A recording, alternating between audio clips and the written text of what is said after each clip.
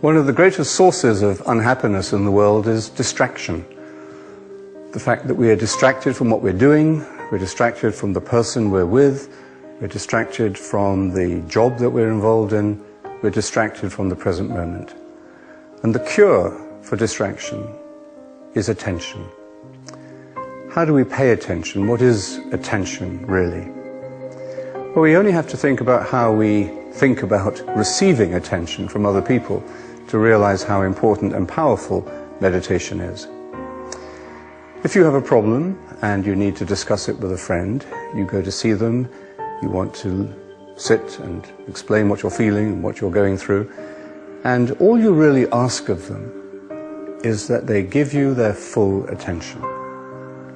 That's the most important thing that they can do for you at that moment. And if they interrupt you after two minutes and start telling you their problems, or if they start giving you simple and obvious solutions to your problem, then you will leave them not feeling much better than when you met them. But if they do give you their full attention, then you have received the precious gift of self from them. That's what we do when we give attention to someone or something. We love them. We make that gift of self that is not easy to give, but is rich and rewarding for both the giver and the receiver. When you have received the gift of someone's attention, when they've really paid attention to you, they're really genuinely concerned, they open their hearts to you, then you feel loved, and therefore you feel much better able to cope with the problems and difficulties that you're facing. So attention is really the essential quality of all human relationships. If you love someone, you pay attention to them, and you love what you pay attention to. If you fall out of love with someone, it's because you can no longer give them your attention, or something has distracted you, maybe another person, or your job, or some entertainment.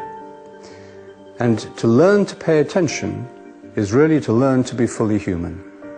It's the essence of all good work, whether it's schoolwork, whether it's professional work, whether it's work in a family, whatever you do. The work that you do depends for its quality upon the kind of attention you are giving to it. And attention means focus. It means simplicity. It means giving your attention to one thing, one person at a time. I don't mean in a fixated, compulsive, addictive way. That's not really attention. But to be able to really give yourself at that moment, in that work, to what you're doing or to the person you're with.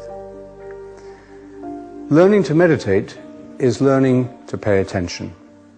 It's the art of attention in the simplest, purest, most immediate way. When you sit to meditate, you let go of all the 1,001 different things. The Tao Te Ching calls it the 100,000 things that are going on in the head, in our minds all the time. And don't underestimate how distracted you are. The first thing we discover when we sit to meditate is it's very difficult to pay attention. To sit, to close your eyes, to be still, and to say your word. That's not easy.